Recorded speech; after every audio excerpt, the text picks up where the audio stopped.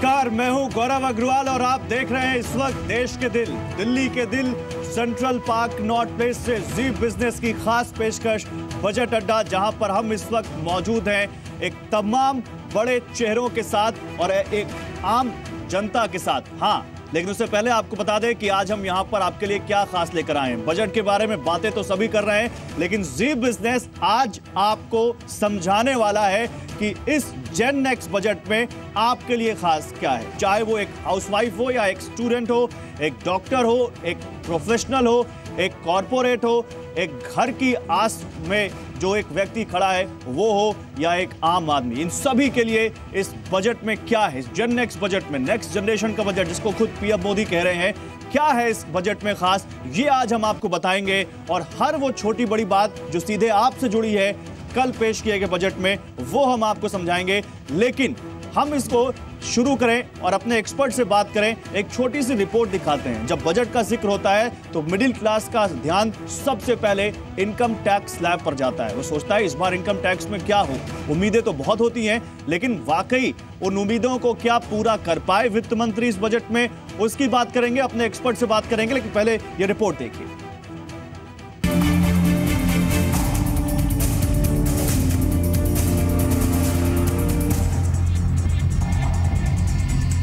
I therefore propose to reduce the existing rate of taxation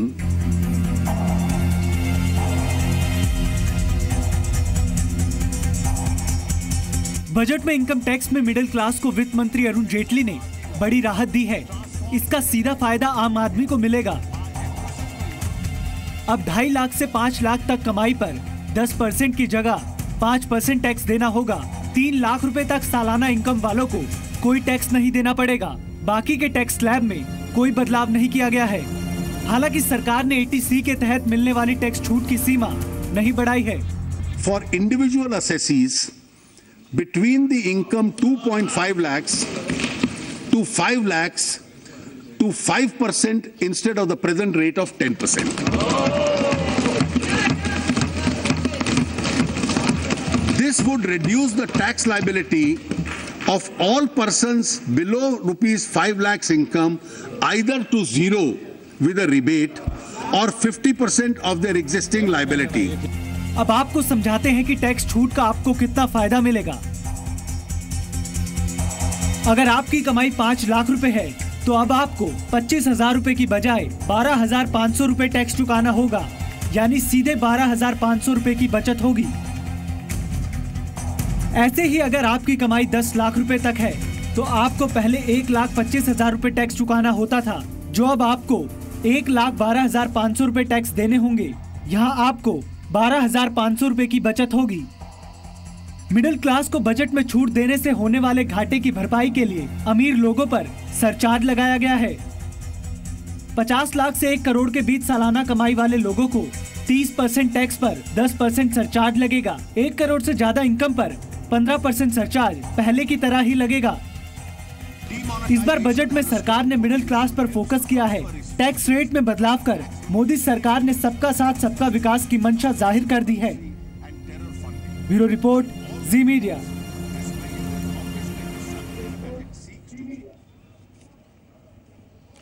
तो देखा आपने income tax में क्या दिया गया इस बजट में, वो तो हमने आपको बताया, लेकिन लोगों का क्या रिएक्शन है और एक्सपर्ट्स क्या कह रहे हैं इस बारे में बताएं आपको। उससे पहले अपने पैनल से आपको रूबरू करवाते हैं। मेरे साथ इस पैनल में विपिन प्रीत सिंह हैं, फाउंडर हैं मोबीक्विक के।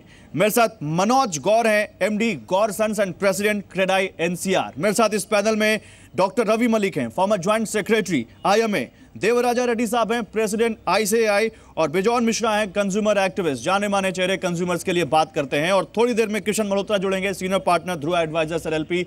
आप सभी लोगों का बहुत स्वागत है और आप लोगों का भी बहुत स्वागत है, आप हमारे साथ जुड़े हैं। आप सभी के लिए एक तालियां। तो इनकम टैक्स की हम बात कर रहे हैं और mister Reddy, I come first to you sir. Income tax के लिए लोगों के पास तो बहुत उम्मीदें थी। कोई कह रहा था 4 लाख तक छूट देनी चाहिए, कोई कह रहा था सरकार 5 लाख तक छूट दे दे। लेकिन सरकार ने जो नया तरीका निकाला है, जो 2.5 लाख से 5 लाख के बीच जिनका इनकम बनता है, उनको 10% के बजाय 5% टैक्स देना पड़ेगा। डू यू थिंक कि ये सही है और सही दिशा में उठाया गया कदम है और जो टैक्स पेयर है उसको इससे राहत मिलेगी? Mr. Reddy. Yes. See, if you see the finance minister has taken very positive way, you have to see the tax base has to be increased. When tax base has to be increased, if you leave the assessees tax base increasing to 5 lakhs as public is expecting, there is a problem. Many people escape to come on account. That's why government has given a comfort, not having ordinary citizens, salary employees, not have much effect. Already they are having ATC chapter deductions also. Now at the same time, this tax rate, instead of 10%, he brought 5%. Now on our discussion recently, 1 hour back, with the CBDT chair, up to 5 lakhs of income, they are not also even not verifying for the scrutiny also. As it is, they are accepting. And again, one more concept they are making, e-assessments, so that assessors will be very friendly, so that they will not have burden. There is a exemptions under Chapter 6A. All these things making it really very big exemption. At the same time, there is a small benefit to allow to stop the corruption and black money erection. They made 20,000 allowance of expenses now reduced to for 10,000 only. This is another thing which they taken. And again, house tax. Whenever assessee takes house property as a loan, housing loan, the interest income is restricted to 2 lakhs. So this helps small and medium citizens who are having low income house. At the same time, government wants to tax those rich people who are taking higher in loans, housing loans, they are taking. That way it helps government to mop up lot of revenue, and in turn it helps the citizens to use these services. That's why it is a friendly budget and as a financial मैं आपके पास आऊंगा, लेकिन bison Mishra, क्योंकि आप consumer activist हैं और consumer और आम आदमी के लिहाज से जो बात मिस्टर रेड्डी कह रहे हैं कि हाँ सरकार ने बहुत कुछ करने की कोशिश है, आप सहमत हैं इससे? आपको लगता है कि नहीं? नहीं, सरकार का नियत सही है। सरकार का नियत इसलिए सही है क्योंकि जितने लोग आज यहाँ बैठे हैं, जितने लोग आपका दर्शक हैं, हर व्यक्ति हम लोग चाहते हैं कि हम लोग टैक्स भरें, और वो कहते हैं कि बड़ा सरल कर दिए हैं हम, आप इंटरनेट में चले जाइए, आप अपना फॉर्म को भर दीजिए, आप ये कर दीजिए, वैसे कर दीजिए, ऐसे कर दीजिए। हम केवल मिस्टर रेड्डी को ये कहेंगे कि जितने चार्टर अकाउंटेंट्स हैं हमारे देश में, वो लोग कई गुना पैसे कमा रहे हैं फीस से लोगों को मदद करते हुए कि वो टैक्स भरें। आम लोगों को जो ऐसे बैठे हुए हैं हम लोग सब, आम लोगों को, उनको सरल हिसाब से वो कैसे एक टैक्स पेयर बने, उसका कोई प्रक्रिया सामने नहीं आ रहा है कि उनको हम मदद कर सकें। हम घोषणा कर दिए हैं, लेकिन हम सरल को किस ढंग से सरल रूप से लोग तक ले जा सके ताकि मैक्सिमम लोग इसका फायदा लें, वो हम नहीं देख पा रहे हैं। तो हम तो चाहेंगे कि रेड्डी साहब जैसे लोग, जो लोग चार्टर अकाउंटेंट हैं, उनके एसोसिएशन है, वो लोग आगे बढ़कर आए कि हम आपको मुफ्त में मदद करेंगे। ठीक है, आपसे कोई फीस नहीं लेंगे, आप आइए, टैक्स भरिए, और 5 लाख रुपया तक का आप केवल 5% भरना होगा, और 3 लाख रुपया तक को तो कुछ भरना भी नहीं है। तो मैक्सिमम लोग, कितने लोग यहाँ बैठे हैं कि वो अपना टैक्स का भुगतान करते हैं या रिटर्न भरते हैं? ठीक है, अफोर्डेबल हाउसिंग पर बात करेंगे। मनोज गौर, एमडी गौर सन्स हमारे साथ हैं। अफोर्डेबल हाउसिंग को क्योंकि इंफ्रा का दर्जा दिया गया है, इसलिए भी बहुत जरूरी है क्योंकि सरकार का सपना है कि हम सबको 2020 तक घर मुहैया करा सकें। तो क्या ये सपना पूरा हो पाएगा? जल्दी से एक रिपोर्ट देखते हैं मनोज जी, उसके बाद मैं आपके पास आता हूं और बात करते हैं उस पर।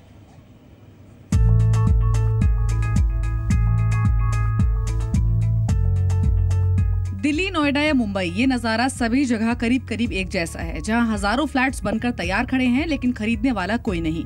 तो कहीं खरीदार कई सालों से पोजीशन का इंतजार कर रहे हैं, यानी कहीं बिल्डर परेशान है तो कहीं खरीदार। लेकिन बजट में वित्त मंत्री अरुण जेटली ने रियल एस्टेट सेक्टर के पिछले 25 सालों की मुराद पूरी कर दी है। वित्त मंत्री ने अफोर्डेबल हाउसिंग को इंफ्रास्ट्रक्चर का दर्जा दे दिया है। इससे डेवलपर्स को लोन के लिए बैंकों के पीछे नहीं भागना पड़ेगा। उन्हें लोन भी 14% के बजाय 10% ब्याज दर पर बड़ी आसानी से मिल सकेगा। इससे रुके हुए प्रोजेक्ट्स को पूरा करने में तेजी आएगी। बिल्डर्स को पहले 3 साल में प्रोजेक्ट पूरा करने पर टैक्स में राहत मिलती थी, अब 5 साल में पूरा करने पर भी टैक्स का फायदा मिलेगा। बिल्डर्स को तैयार मकान बेचने पर जो भी फायदा होगा, उस पर उन्हें कोई टैक्स नहीं देना होगा। ये छूट 5 साल तक जारी रहेगी। तैयार मकान जिन्हें कंप्लीशन सर्टिफिकेट मिला है लेकिन बिका नहीं है, उस पर 1 साल तक टैक्स नहीं देना होगा। पहले सरकार ये मान लेती थी कि अगर मकान नहीं बिका है तो उसके किराए पर टैक्स वसूलती थी। प्रॉपर्टी के लॉन्ग टर्म कैपिटल गेन को 3 साल से घटाकर 2 साल कर दिया गया है, यानी अगर आप प्रॉपर्टी में निवेश के 2 साल बाद उसे बेचते हैं तो कैपिटल गेन्स टैक्स नहीं लगेगा, जो कि पहले 3 साल था। इतना बढ़िया बजट आपको मिल नहीं सकता था, और रियल एस्टेट के लिए बहुत प्रावधान किए गए हैं। जो बड़े घर हैं, जो अनसोल्ड रहे हैं, उनके लिए भी प्रावधान किया गया है बजट में कि आपको 1 साल तक अब notional income, rental income tax में नहीं लाई जाएगी। तो बिल्डर्स पे ये दबाव पड़ेगा कि जो उनके पास अनसोल्ड इन्वेंट्री है वो शीघ्र से शीघ्र 1 वर्ष के अंदर वो अब कंप्लीशन के बाद बेच दें। बजट में अफोर्डेबल हाउसिंग की परिभाषा को भी बदला गया है। 4 मेट्रो शहरों के लिए अब 30 स्क्वायर मीटर यानी 323 स्क्वायर फीट और देश के बाकी शहरों के लिए 60 स्क्वायर मीटर या 645 स्क्वायर फीट को अफोर्डेबल हाउसिंग का पैमाना माना गया है। मतलब दिल्ली एनसीआर के इलाके, मुंबई के आसपास के इलाके इसके रेंज में आएंगे। सरकार ने साफ कर दिया है कि बिल्टअप एरिया को ही कारपेट एरिया माना जाएगा। बिल्टअप एरिया बालकनी और दीवार की मोटाई को मिलाकर माना जाता है, जबकि कारपेट एरिया घर के अंदर का एरिया माना जाता है। बिल्डर बिल्टअप एरिया में से करीब 25% को हटाकर कारपेट एरिया बताते आए हैं, यानी अब 800 स्क्वायर फीट का 2 BHK फ्लैट भी अफोर्डेबल हाउसिंग के तहत आएगा। रियल एस्टेट सेक्टर में है, अफोर्डेबल हाउसिंग है।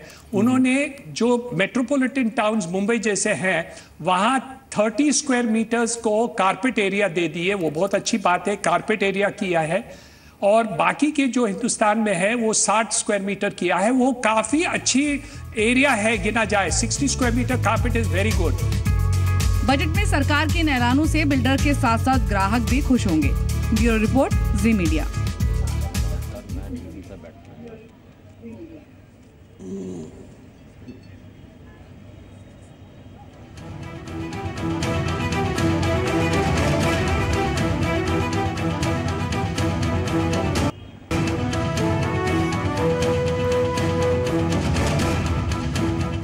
तो अफोर्डेबल हाउसिंग में क्या कुछ दिया गया है सरकार की तरफ से, आपको हमने अपनी इस रिपोर्ट में बताया। और अफोर्डेबल हाउसिंग को इंफ्रा का दर्जा दिया गया है। जानकार कह रहे हैं बहुत फायदा होगा इससे रियल एस्टेट सेक्टर को और उन लोगों को भी जो अफोर्डेबल हाउसिंग के तहत यानी सस्ते घरों के तहत अपना आशियाना खरीदना चाहते हैं। मनोज गौर साहब, सबसे पहले तो आप ही से एक सवाल पूछना चाहूंगा। अफोर्डेबल हाउसिंग पर सरकार बहुत दिनों से आप लोग मांग कर रहे थे कि अफोर्डेबल हाउसिंग के तहत आप लोग को रियायतें मिले, राहतें मिली हैं इस बजट में। और जो लोग ये बैठे हैं जिनका सपना है कि जब वो अपना घर खरीदना चाहें तो उसमें उनको उतनी मुश्किलों का सामना ना करना पड़े, वाकई वो हुआ है? जी, मेरे ख्याल से पहली बार जो है सप्लाई साइड के ऊपर ध्यान दिया गया है कि भाई जहाँ जो इस सेक्टर की जो प्रॉब्लम्स हैं जिस वजह से ये रोल आउट नहीं हो पा रहा और एक तरह से स्ट्रक हो गया है जो है, तो उस पर ध्यान दिया गया। इसमें काफ़ी क्लैरिफिकेशन की जो बहुत दिनों से रिक्वायरमेंट थी वो आई हैं। जैसे कि इसकी डेफिनेशन को चेंज किया गया, पहले बिल्टअप एरिया से इसको जो है कवर्ड एरिया में, तो लार्जर फ्लैट जो बड़े फ्लैट हैं वो इसके एम्बिट में आ जाएंगे। प्लस जो मेट्रो के बाहर पहले 25 किलोमीटर से दूर होना चाहिए था प्रोजेक्ट, देन ओनली वो क्वालिफाई करता था, तो उसको लिमिट को म्यूनसिपल लिमिट के अंदर किया गया है। तो इससे जितने भी सैटेलाइट टाउन हैं, जितने भी मेट्रोज़ हैं, अगर हम एनसीआर की बात करें तो नोएडा, ग्रेटर नोएडा, गाजियाबाद एंड गुड़गांव, फरीदाबाद, सोनीपत, तो यहाँ पे जितने प्रोजेक्ट बन रहे हैं और जो लगभग 1000 या 1200 स्क्वायर फीट में, वो सब इसके एम्बिट में आ जाएंगे। नहीं तो क्या आप ये कह रहे हैं कि रेट पर इसका फर्क पड़ेगा? क्योंकि कई लोग कहते हैं कि अफोर्डेबल हाउसिंग नाम तो होता है लेकिन वो हमारी जेब से बाहर होते हैं, वी कांट अफोर्ड इट। जी, पहले अफोर्डेबल हाउसिंग केवल वो समझो EWS LIG को अफोर्डेबल हाउसिंग समझा था। अब एक मिडिल इनकम ग्रुप के लिए जो एक आम आदमी जिसमें 2 बेडरूम हाउसेज बन पाता है, तो उस डेफिनेशन को ठीक करने से वो सारे उसमें आ गए हैं। इसका फायदा एक ये होने वाला है कि आने वाले टाइम के अंदर जो अफोर्डेबल हाउसिंग के अंदर जो इंटरेस्ट सब्सिडी है या दूसरी और जो छूट है वो आम आदमी को प्लस डेवलपर्स को जो है इंफ्रास्ट्रक्चर का दर्जा मिलने से चीपर लोन जो है वो एक्सेस हो चुकेगा, उसकी जो रिस्क वेटेज है वो कम होगी। तो जो अभी बहुत सारे प्रोजेक्ट देखते हैं वो रुके हुए हैं due to the finance problem, उनको भी बैंक से जो है आसानी से लोन मिल सकेगा। और इन्वेस्टर साइड से जो इन्वेस्टर एक लगातार इस सेक्टर से दूर होता जा रहा था, तो जो कैपिटल गेन का जो एक तो इंडेक्स चेंज किया है 2001, उससे काफ़ी फायदा होगा। और उसकी जो एग्जिट ईयर है वो 2 साल कर दिया गया है, तो 2 साल के अंदर भी आप केवल जो है अपना टैक्स देके, मिनिमम टैक्स देके बाहर आ सकते हैं। तो ये एक अच्छा कदम है। ठीक है, मेरे साथ बिपिन प्रीत सिंह भी हैं, फाउंडर मोबीक्विक। उनसे हम डिजिटल इकोनॉमी के बारे में पूछेंगे। उनसे हम पूछेंगे कि क्या लोगों को नोटबंदी के बाद सरकार जिस कैशलेस इकोनॉमी की तरफ ले जाने की कोशिश कर रही है उसमें, उस बजट में उनको इसकी झलक दिखती है क्या? और डॉक्टर रवि मलिक भी हैं और लोग भी हैं, लेकिन लोगों के पास जाए उससे पहले अपने गेस्ट से एक रिएक्शन ले लेते हैं। डॉक्टर मलिक, क्योंकि हेल्थ एक बड़ी प्रायोरिटी है लोगों की और लोग चाहते हैं कि वो स्वस्थ रहें और जब कभी उनको ज़रूरत हो, क्योंकि कहा जा रहा है कि आजकल हेल्थ मेंटेन करना या जब कभी आपको ज़रूरत हो दवाइयों की, मेडिकेशन की, तो आउट ऑफ बजट हो जाता है या बहुत कॉस्टली होता है। तो क्या इस बजट में उस पर भी ध्यान दिया गया है? एक छोटा सा कमेंट। देखिए, सबसे पहले तो बहुत एक अच्छी चीज़ हुई है कि बजट में 10,000 करोड़ जो है वो हेल्थ को ज़्यादा मिल गया as compare to the previous year. तो ये 27% जो है हाइक हो गए, क्योंकि पैसे से ही है इंफ्रास्ट्रक्चर डेवलप होगा, पैसे से ही सब कुछ होगा। तो 10,000 करोड़ का इजाफा दिया है, ना केवल टोटल बजट में दिया बल्कि मेडिकल रिसर्च में भी 150-200 करोड़ का बजट का इजाफा हुआ है। दूसरा यह मेरे हिसाब से बजट काफ़ी इंटेलिजेंट है, क्योंकि कुछ बीमारियों की टोटल इरेडिकेशन की बात हो रही है, जैसे काला आजार हो गया या ट्यूबरकुलोसिस हो गई। ट्यूबरकुलोसिस जबकि 2025 की टारगेट है, मीजल्स हो गई। अगर ये बीमारियां इरेडिकेट हो गई तो इसके ऊपर हेल्थ केयर के ऊपर जो इफेक्ट है, जो हेल्थ केयर के ऊपर प्रेशर आता है पैसे का, वो भी काफ़ी कम हो जाएगा। इसके बाद डेवलपमेंट ऑफ एम्स हैं, और सबसे बड़ी जो एक चीज़ है कि 5,000 पोस्ट ग्रेजुएट डॉक्टर्स की जो सीट्स हैं वो बढ़ जाएंगी, और ये भी एक अच्छा कदम है, और वो हर साल में और भी बढ़ती जाएंगी। तो ये कुछ चीज़ें जो हैं इसके ऊपर दिमाग लगाया गया है, और हेल्थ केयर की प्रॉब्लम्स को एड्रेस किया गया है। और मेरे ख्याल से तो ये बजट हेल्थ के पॉइंट ऑफ व्यू से मैं इसको कहूँगा इंटेलिजेंट बजट भी है और कॉस्ट इफेक्टिव भी है। कम से कम पैसे में उन्होंने कोशिश की है कि इधर रूरल पॉपुलेशन को भी अच्छे से संभालें और प्रिवेंशन के ऊपर भी ध्यान दें। चलिए, इस बीच मेरे साथ किशन मल्होत्रा साहब जुड़ चुके हैं, senior partner Dhruva advisers LLP. लेकिन विपिन प्रीत सिंह, सबसे पहले आपके पास आऊंगा अभी। विपिन प्रीत सिंह, क्या लगता है आपको नेक्स्ट जनरेशन बजट, जिसको जी बिजनेस ने नाम ही दिया था जेन नेक्स्ट बजट, और खुद पीएम ने कहा कल कि ये नेक्स्ट जनरेशन का बजट है और नेक्स्ट जनरेशन की तरफ हमारे देश की इकोनॉमी को ले जाने की कोशिश भी हो रही है, तो उसकी झलक दिखी आपको इस बजट में? क्योंकि हमारे पास बहुत सारी ऐसी जनरेशन बैठी है जिनको हम नेक्स्ट जनरेशन ही कहेंगे, जो अब जिनको अपना करियर बनाना है या जिनको आगे चलकर इस रोजाना की आपाधापी में शामिल होना है, तो उनके लिए क्या खास दिखा आपको? फिर मैं उनके पास जाऊंगा। जी बिल्कुल, आई थिंक अगर आप डेटा देखें, हमारे देश में जो टैक्स देते हैं करीब 26,000-27,000 लोग हमारे देश का 26% इनकम टैक्स देते हैं, और जो 2 से 5 लाख हैं या 2.5 लाख से कम इनकम वाले जो हमारे यूथ हैं, they are the future of this country. वो हमारे देश का भविष्य है। उनको एक पर्टिकुलर स्टैंड प्रोवाइड करना, उनको जो एग्जेम्पशन प्रोवाइड किया है 10% से 5% जो टैक्स कम किया है 2.5 से 5 लाख के बीच में, वो मेरे हिसाब से एक बहुत बड़ा कदम है। इसके साथ ही डिजिटल पेमेंट्स की तरफ जो हमारी इकोनॉमी और जो हमारी गवर्नमेंट ने मूवमेंट स्टार्ट की है डिमोनेटाइजेशन के बाद, वो एक बहुत बड़ा कदम है। पेमेंट कंपनीज के लिए एक पेमेंट रेगुलेटरी बोर्ड बनाया गया है, ताकि जो नॉन बैंक कंपनीज है, पेमेंट कंपनीज है, वो भी इस कंट्री में पेमेंट्स में और आगे काम कर सकें। तो इस हिसाब से ये बजट बहुत एक भविष्य वाला बजट है।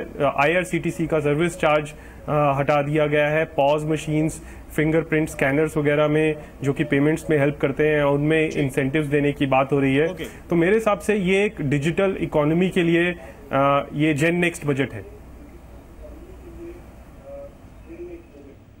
चलिए, जेन नेक्स्ट बजट आप कह रहे हैं और जेन नेक्स्ट बजट जी बिजनेस भी कह रहे हैं और नेक्स्ट जनरेशन का बजट पीएम भी कह रहे हैं, तो कहीं ना कहीं सबकी बातें ऐसी है। लेकिन लोग क्या कह रहे हैं, लोगों का क्या सोचना है, उनको क्या मिला और वो कितने खुश हैं, इसकी बात करेंगे। आप में से अगर कोई अपना सवाल पूछना चाहता है तो हाथ उठाइए, आपको हम माइक पहुंचाएंगे। आप में से कोई कुछ कहना चाहता है, इधर माइक दीजिए प्लीज, इनको माइक दीजिए, बोलिए।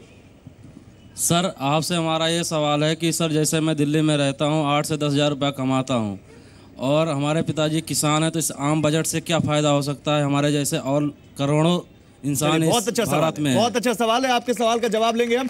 और कोई कुछ सवाल पूछना चाहता है, प्लीज माइक दीजिए उनको।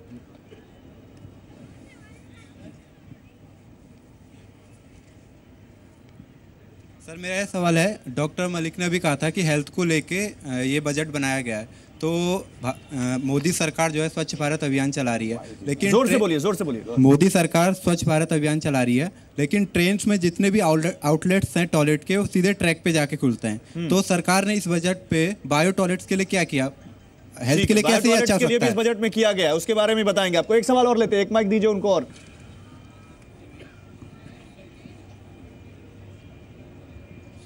Good evening to you all. Sir, मेरा सवाल ये है कि हर साल अपने भारत में कम से कम 15 लाख इंजीनियर जोर से बोलिए। अपने भारत में लगभग 15 लाख स्टूडेंट्स इंजीनियर बनते हैं, लेकिन जो अभी का जो मार्केट का सिनारियो है, उसमें ज़्यादा से ज़्यादा 1 से 1.5 लाख लड़के ही नौकरी ले पाते हैं या उन्हें मिल पाता है। ठीक है, तो अभी मतलब इतना नौकरी के लिए क्या किया गया है? इन्वेस्टमेंट इसका मतलब इन्वेस्टमेंट कम है, जिसके चलते प्रोडक्शन कम हो रहा है। तो हम लोग को नौकरी नहीं मिल रही है। चलिए, ये बड़ा अच्छा सवाल है, इन्वेस्टमेंट पे सवाल आया। मैं आता हूं आप लोगों के पास, 3 सवाल आ गए, पहले इन तीनों का जवाब लेते हैं। सबसे पहले मैं बिजौर मिश्रा, 8 से 10 हज़ार कमाते हैं, पिताजी किसान हैं, उनको क्या दिखे इस बजट में कि उनके लिए क्या गया है? उनके लिए ये कहा गया है कि जैसे आप किसान हो और उपजाऊ और बढ़ाना चाहिए, तो आप अपने निकटतम बैंक में जाकर हर किसान को आसान रूप से लोन मिल सकता है बीज खरीदने के लिए और इनपुट खरीदने के लिए, ताकि आप अपने उपजाऊ को और बढ़ावा दे सके। और इसके लिए उन्होंने कई ये कदम उठाए, जैसे आप यदि वेजिटेबल उगा रहे हो या आप यदि फल उगा रहे हो, तो उसको आपको मंडी में ले जाने की जरूरत नहीं है। आप लोअर इनकम ग्रुप को क्या फायदा होगा, वो ये पूछ रहे हैं। तो ये डायरेक्टली आपको आपके प्राइस से बहुत फायदे होंगे। आप कोई भी चीज यदि जब उपजा रहे हो, आप हड़बड़ी कर उसको बेचने की कोशिश मत कीजिए। लेकिन सरकार अब अपना तंत्र से जो प्रोक्योरमेंट पॉलिसी है, मिनिमम जो गारंटीड प्राइस आपको देने के लिए, सपोर्ट प्राइस देने के लिए एग्री कर रहे हैं, आप उस पे ध्यान दीजिए और वहां बेचने की कोशिश कीजिए। ठीक है, ताकि आपको मैक्सिमम फायदा। ठीक है। और जो बायो टॉयलेट्स की बात थी, तो इस बजट में क्योंकि रेल बजट मर्ज कर दिया गया है, अच्छा सवाल था आपका, तो उसमें मैं बता दूं आपको, जी बिजनेस लगातार आपको बता रहा है कि बायो टॉयलेट्स का टारगेट सरकार ने रखा है अगले कुछ सालों तक सभी ट्रेनों में लाने का। तो सरकार की तरफ से इस पर सोच है। लेकिन एक सवाल इधर से आया था कि इन्वेस्टमेंट के लिए क्या किया जाए। सर, इन्वेस्टमेंट कैसे, इन्वेस्टमेंट यानी या एक्सपेंडिचर कैपेक्स की बात करें, सरकारी हो या प्राइवेट हो, इसके लिए क्या इस बजट में दिखा? गवर्नमेंट में क्या है, बड़ा इन्वेस्टमेंट इंफ्रास्ट्रक्चर में बढ़ रही है। Lot of investment is an infrastructure, particularly on highways, on all agriculture base. So the farmers are going to educate it, the way the health, education, whatever is it. Just now the boy said we are having... But he's concerned about his job. Yeah, his job. He's concerned about his infrastructure job. The way all infrastructure projects are not going to take up more, all bridges, highways, or schools. So that's why the employment generation backward, because low interest loans. So that small entrepreneurs, many people are going to start businesses, so that employment opportunity will increase. Even if you take American government, Trump has taken such a ban, even that will not affect Indian engineers, Indian doctors. We are having lot of infrastructure. चलिए, इस पे बात करेंगे कि Trump ने जो किया उसका क्या इफेक्ट होगा। लेकिन डॉक्टर मलिक कुछ कहना चाहते हैं। डॉक्टर मलिक, जैसा कि इन्होंने कहा कि मैं 8 से 10 हज़ार रुपए कमाता हूं, तो सरकार ने मेरे लिए क्या, यंग एंटरप्रेन्योर्स के लिए अगर आप कोई भी अपना काम शुरू करते हैं, तो एक बहुत अच्छा सरकार ने इसमें पॉलिसी लाए हैं। पहले ये था कि अगर आप अपना स्टार्टअप करते हैं तो 3 साल तक वो टैक्स फ्री रहेगा। पहले 3 साल तक 90% जो स्टार्टअप्स हैं वो बेचारे प्रॉफिट में ही नहीं आ पाते थे, तो टैक्स क्या देंगे। लेकिन इस बार उसको बढ़ा दिया गया है, 5 साल का कर दिया गया है, जिसमें कि मेन प्रॉफिट एरिया जो होता है वो 3 से 5 साल का होता है, तो उसमें भी टैक्स का। तो इससे क्या है, जो लोग जॉब में हैं या कम पैसे कमा रहे हैं, यंग हैं, एंटरप्रेन्योर बनना चाहते हैं, तो वो अपना स्टार्टअप कर सकते हैं। तो इससे एक बड़ा अच्छी एक मूव है, क्योंकि अगर आपका स्टार्टअप ग्रो करेगा तो आप और जॉब्स भी देंगे। तो इसलिए ये बड़ा अच्छा यहाँ पर सवाल निकला और जवाब भी सही। मुझे लगता है आप संतुष्ट हुए होंगे इनके जवाब से। मेरे साथ किशन मल्होत्रा साहब हैं, इनसे हम बात करेंगे, लेकिन उससे पहले हम आपको एक रिपोर्ट दिखाते हैं। रिपोर्ट क्या है कि कैसे इस बजट में बुजुर्गों, महिलाओं, युवाओं के लिए क्या कुछ किया गया है, ये देखिए। उसके बाद हम आप लोगों के पास फिर आएंगे और अपने एक्सपर्ट से जवाब भी लेंगे। ये रिपोर्ट देखिए।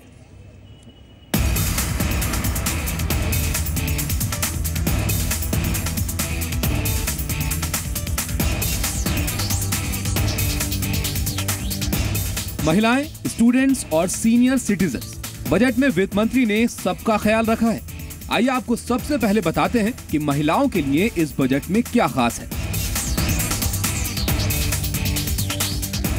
महिलाओं को सस्ता लोन देने के लिए नेशनल हाउसिंग बैंक को 20,000 करोड़ की राशि का आवंटन किया गया है।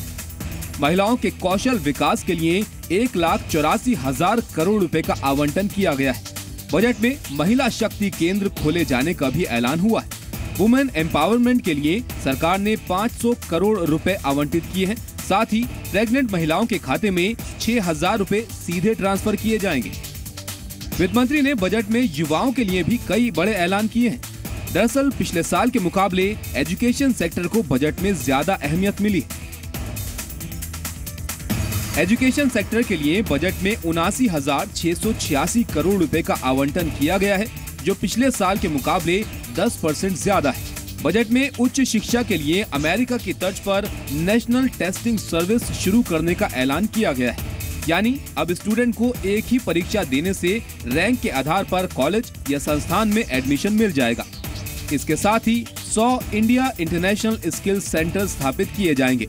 एचआरडी मिनिस्ट्री 350 कोर्सेज शुरू करेगी। सरकार ने टेक्सटाइल सेक्टर में रोजगार के लिए अलग से योजना का ऐलान किया है। 1.5 लाख गाँवों में ब्रॉडबैंड सेवा पहुँचाई जाएगी। गुजरात और झारखंड में एम्स खोले जाएंगे, जिनसे रोजगार के मौके बढ़ेंगे। बजट में सीनियर सिटीजन्स के लिए भी बहुत कुछ है।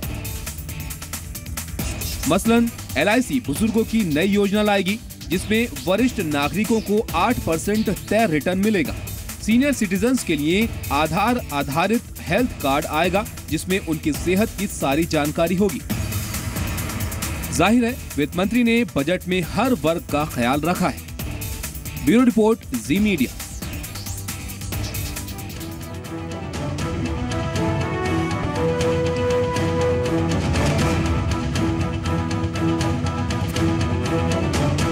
कैसा है आपका बजट? बजट का एक्सरे आपके सामने जी बिजनेस रख रहा है और तमाम एक्सपर्ट्स के जरिए आपको समझा भी रहे हैं हम कि कैसे आप इसको अपने तरीके से समझें। और अब बुजुर्गों और महिलाओं की बात हुई है, मेरे साथ किशन मल्होत्रा जी जुड़ चुके हैं। किशन मल्होत्रा जी, तो बुजुर्गों और महिलाओं के नज़रिए से देखें तो चाहे वो 8% गारंटेड रिटर्न की बात हो, चाहे वो गर्भवती महिलाओं के लिए सीधे उनके खाते में पैसे जाने की बात हो, ऐसा लगता है कि सरकार का इन लोगों पर फोकस इस बजट में रहा है। आपको क्या लगता है?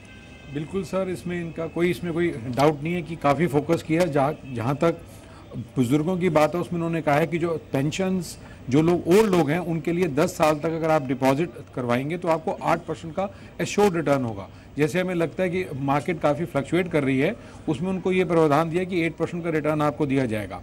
प्लस मेडिकल के अंदर भी उनको काफ़ी फैसिलिटीज़, आपने देखा होगा कि हेल्थ के अंदर भी बहुत ज़्यादा उन्होंने स्कोप किया।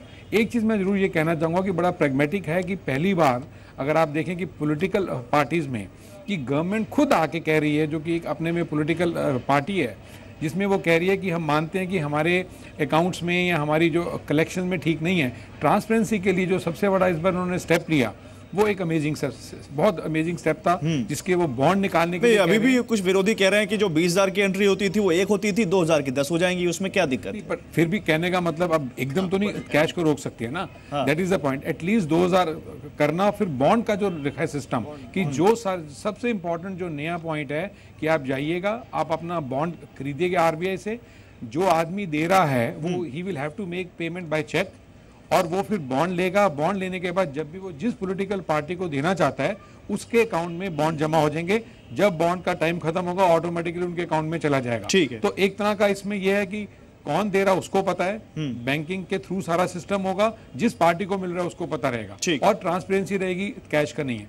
दूसरा इंपॉर्टेंट चीज है कि डिजिटल पे इतना इंपॉर्टेंट दिया कि जो लोग बिजनेस करते हैं उसमें प्रेजेंटिव टैक्स था कि 8% का, 2 करोड़ तक की इनकम रखते हैं तो आपको 8% तक का टैक्स होगा।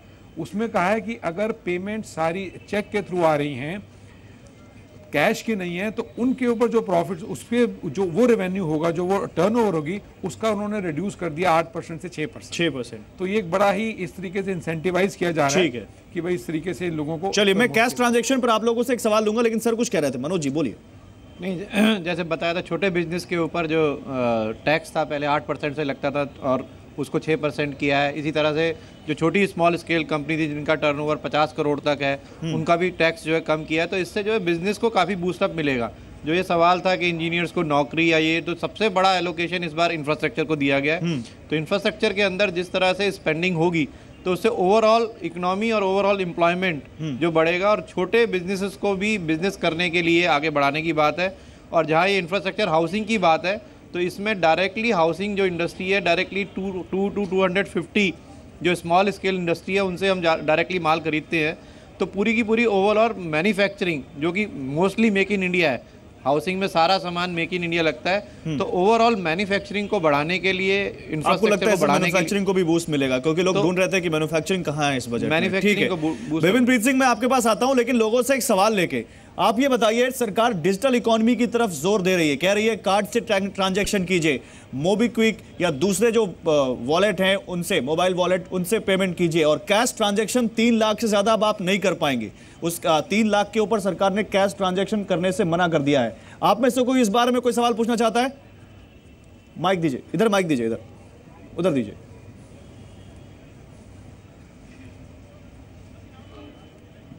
सर मेरा एक क्वेश्चन है कि आपने कहा कि सरकार ने बोला कि कैश ट्रांजैक्शन कीजिए डिजिटल इंडिया के लिए, लेकिन सर कैश ट्रांजैक्शन कैसे करेंगे हम? उसके लिए सारी सुविधाएं नहीं है हमारे यहाँ पे। जैसे कि सर मैं गांव का रहने वाला हूँ, मेरे भाई ने इधर से एक सवाल किया था। सर मैं सिर्फ ये चाहता हूँ कि गांव से हम लोग आते हैं, लगातार ऐसा हो रहा है कि सिर्फ शहर की तरफ ध्यान दिया जा रहा है हर बजट में। आपको लगता है इस बजट में गांव पे ध्यान नहीं दिया गया? सर गांव लगातार पीछे छूटते चले जा रहे हैं, कुछ नहीं किया गया। सर कुछ किया जा रहा तो दिखता नहीं है ना सर। अच्छा ठीक है, ये बड़ा अच्छा बात है, बड़ी अच्छी बात है। जो भी दिया जाता है क्यों नहीं रहा है, किसानों तक पहुंचता भी नहीं है, क्यों नहीं रहा है? और सर जो सुविधाएं आप कैशलेस ट्रांजैक्शन के लिए कह रहे हैं, हाँ, ऐसी सुविधाएं हैं, पर उनको चलाने के लिए हमारे यहाँ पे ना ऐसी मशीन है। बैंकों में जाओ तो ऐसी सुविधा नहीं है, दुकानदारों चलिए बहुत अच्छी बात है। दूसरा इधर माइक दीजिए, माइक दीजिए, इधर माइक दीजिए, मैं आपका सवाल लूंगा। नमस्कार, मेरा सवाल अफोर्डेबल हाउसिंग स्कीम को लेकर है। हम लोग सरकार ने एक बड़ा सपना देखा है, जो टारगेट सरकार का है कि अफोर्डेबल हाउसिंग स्कीम को लेकर हर आदमी के पास अपना मकान हो। एक सिंपल सा क्वेश्चन है मेरा, सिंपल सा मेरा क्वेश्चन है ये। इतना बड़ा सपना तो सरकार ने देखा है, लेकिन डीमोनेटाइजेशन के बाद, इतना पैसा सरकार के आने के बाद भी सरकार ने क्या स्टेप लिया रेट ऑफ इंटरेस्ट को लेकर? जब आम आदमी के पास ब्याज देने के लिए नहीं होगा तो कैसे होगा? कहीं भी रेट ऑफ इंटरेस्ट नहीं है। 6-7% पे आज से 10 साल पहले लोन हुए हैं लोगों के, बट लेकिन कोई भी रुझान सरकार का रेट ऑफ इंटरेस्ट को लेकर नहीं है। ठीक है, कोई पैसा नहीं घटाएगा सरकार, कोई रेट ऑफ इंटरेस्ट, आरबीआई की कोई ऐसी पॉलिसी नजर नहीं आती। ठीक है, तो सरकार इतना बड़ा सपना कैसे पूरा करेगी? चलिए ये बड़ी अच्छी बात कही। एक सवाल उधर से भी लीजिए, उधर कुछ कहना चाहते हैं? मेरा सवाल रियल एस्टेट को ही लेके है। जो ये बजट पास हुआ है उसमें जैसे हम ये कह रहे हैं कि बिल्डरों के लिए बहुत फेवर किया गया है कि ये उनको लोन मिल जाएगा, इतने पे मिल जाएगा। एज ए बायर हमें जो इंटरेस्ट बेनिफिट मिल रहा है, और दूसरा चीज़ ये है कि जो बायर एमओयू बनवाता है या बिल्डर बायर एग्रीमेंट बिल्डर से बनवाता है, एग्रीमेंट जो बनवाता है, वो कितना, ये जो रेगुलेटरी बॉडी है वो कितना ऑथेंटिक स्टेप ले रही है कि एक बायर जब भी कोई क्लेम करने जाए बिल्डर के पास तो ऑन द स्पॉट उसका कोई ना कोई सॉल्यूशन निकले। चलिए बहुत अच्छी बात है। मैं आपका इस सवाल को जवाब मनोज गौर साहब से लूंगा, लेकिन पहले एक सवाल उनका ले लेते हैं, कैशलेस इकोनॉमी पर बिजॉन मिश्रा। मैं आता हूं मनोज जी, कैशलेस इकोनॉमी उनका एक वाजिब सवाल है कि शहरों में तो ठीक है, लोगों के पास क्रेडिट कार्ड से पेमेंट करने की सहूलियतें हैं, गाँवों में अभी भी नहीं दिख रहा। नहीं, क्योंकि जो इंफ्रास्ट्रक्चर है, इसी क्रेडिट कार्ड या पीसीओज ऐसे तब चलेगा जब आपके पास टेक्नोलॉजी आए गांव में, you are able to get into. इस बजट में कोई सॉल्यूशन दिखा है? नहीं, सॉल्यूशन केवल इतना ही दिख रहा है कि इरादे हैं इन्वेस्टमेंट करने का, इरादे हैं कि लोग कैशलेस हो जाएं, लेकिन लोगों को अवगत कराना, उनका एक आदत दिलाना, उनको एक सहूलियत दिलाना, उसका कोई एक नियम या कानून या आधार नहीं दिखा। आपको लगता है ये अभी और करना पड़ेगा? बजट से ही काम नहीं चलेगा, सरकार को इसको आगे की साइज में भी शामिल करना पड़ेगा। एब्सोल्युटली। चलिए, लेकिन एक जानकारी आपको दे दूं, सरकार ने वो पीओएस मशीनें, पॉइंट ऑफ सेल मशीनें सस्ती की हैं, जिनसे आप कैश कार्ड, अपना क्रेडिट कार्ड या डेबिट कार्ड स्वाइप करते हैं। तो हो सकता है धीरे धीरे वो पेनिट्रेशन या आपके गांवों तक चीजें पहुंचे, और गांवों में इंडिया बसता है, पहुंचना चाहिए भी। गौर साहब, रियल एस्टेट से जुड़े 2 सवाल थे, उस पर आपको कहना चाहें। एक तो जैसे एग्रीमेंट को लेके इन्होंने बताया, तो आपको शायद मालूम होगा कि रेरा का गठन जो है किया जा चुका है, और 1 मई 2017 से वो सभी स्टेट के अंदर ऑटोमेटिकली उसकी लास्ट डेट है अप्लाई करने के। उसके अंदर एक स्टैंडर्ड एग्रीमेंट टू सेल होगा, जिसके अंदर सारी टर्म्स एंड कंडीशन जो नया एक्ट आया उसके हिसाब से होगी। प्लस डेवलपर को एस्क्रू अकाउंट खोलना पड़ेगा, जो भी पैसा आपके थ्रू आएगा वो उस एस्क्रू अकाउंट के थ्रू प्रोजेक्ट में लगेगा। प्रोजेक्ट की सारी डिटेल विद उसकी टाइमलाइन, कंप्लीशन, वो सारी नेट के ऊपर अवेलेबल होगी, और जो प्रोजेक्ट रेरा के अंदर रजिस्टर्ड होंगे केवल वही प्रोजेक्ट जो है वो सेल के लिए मार्केट में आएंगे। तो ये सारा कंज्यूमर के लिए प्लस जो आपको कहा इंटरेस्ट की सब्सिडी के लिए रेरा मतलब रियल एस्टेट रेगुलेशन एक्ट, जो सरकार ने अभी इस सरकार ने डिफरेंट स्टेट उसको पास रेट ऑफ इंटरेस्ट पर भी एक कहा। आपको लगता है कि अभी भी रेट ऑफ इंटरेस्ट कम होना चाहिए? मेरे ख्याल से अफोर्डेबल हाउसिंग के तहत अभी 1% कम करने के बाद लगभग 8.5% के ऊपर आ गया, जो 2007 या 8 में हुआ करता था। और further rate of interest RBI के हाथ में होता, तो उनकी मॉनेटरी पॉलिसी अभी आने वाली है, तो उसमें भी कुछ होगा। प्लस इंटरेस्ट सब्सिडी को जो 15,000 करोड़ का प्रोविजन था उसको उठा के 23,000 करोड़ रुपए किया गया है।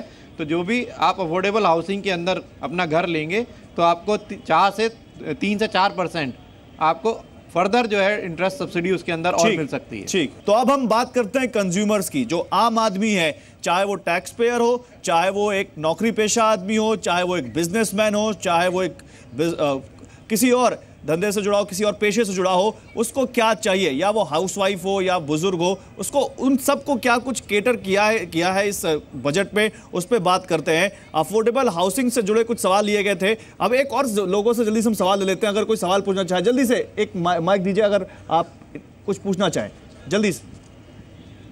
Good evening sir, I have two questions. My first question is like for the affordable housing, does government have ever thought for the affordable housing for the common men who don't have a shelters, who don't have a food to eat? Does they can ever think of living below the shelter? Or my second question is like for the education sector. In the private colleges, we have a tremendous increase in the amount in of fees related. Does government have ever thought about the fee reimbursement or for the fee, decreasing in the fee? Okay, ठीक है। एक सवाल और जल्दी से। Sir good evening, मेरा सवाल है हेल्थ से रिकॉर्डिंग कि सर इन्होंने बताया कि बजट में 10,000 करोड़ रुपए पास किए हैं। तो आज मैं खुद एक लेडी हार्डिंग में नर्सिंग ऑफिसर हूँ, वहाँ पे सर मेडिकेशंस नहीं होती है। 10,000 करोड़ रुपए आ रहे हैं तो वो कहाँ जा रहे हैं सर? आज एक जो लाइफ सपोर्टिंग है ड्रग्स है वो भी हॉस्पिटल में अवेलेबल नहीं होती है। ठीक है, एक सवाल और लेंगे, उसके बाद अपने एक्सपर्ट्स के पास जाएंगे। इधर दीजिए जल्दी। सर मैं रंजन कुमार बिहार से हूँ। थोड़ा तेज बोलिए। बिहार से हूँ मैं, रंजन कुमार नाम हुआ सर जी। 31 दिसंबर को प्रधानमंत्री जी ने राष्ट्र के नाम संबोधन में घोषणा किया था, थोड़ा जोर से बोलिए, 9 लाख रुपए तक कमाने वाले घर लोन लेने वाले लोगों को 3% मिलेगा, ब्याज मिलेगा, और 12 लाख तक 4% मिलेंगे। बट बजट में वो कब से इम्प्लीमेंट हो रहा है इसका तो कुछ कहा ही नहीं गया। ठीक है, वो कब से लागू हो रहा है ये बताइए सर। ठीक है, तो ये जो 9 लाख तक लोन और 12 लाख तक का लोन जो पीएम ने कहा था उस पर सवाल पूछ रहे हैं। लेकिन एक सवाल इधर से आया था पहले, मैं आपसे सर लूंगा। जो शेल्टर्स के लिए बात कर रहे थे कि भाई सरकार उनके बारे में क्यों नहीं पूछती जो शेल्टर्स में रहते हैं, उनके बारे में क्या कुछ सोचा गया है? जो लोग शेल्टर्स में रहते हैं, जो लोग खाने तक के बारे में, 2 जून की रोटी के बारे में बहुत मेहनत करते हैं, उनके बारे में क्या इस बजट में कुछ दिखता है? देखिए, बहुत निचला तबका, बिल्कुल पिरामिड का निचला तबका।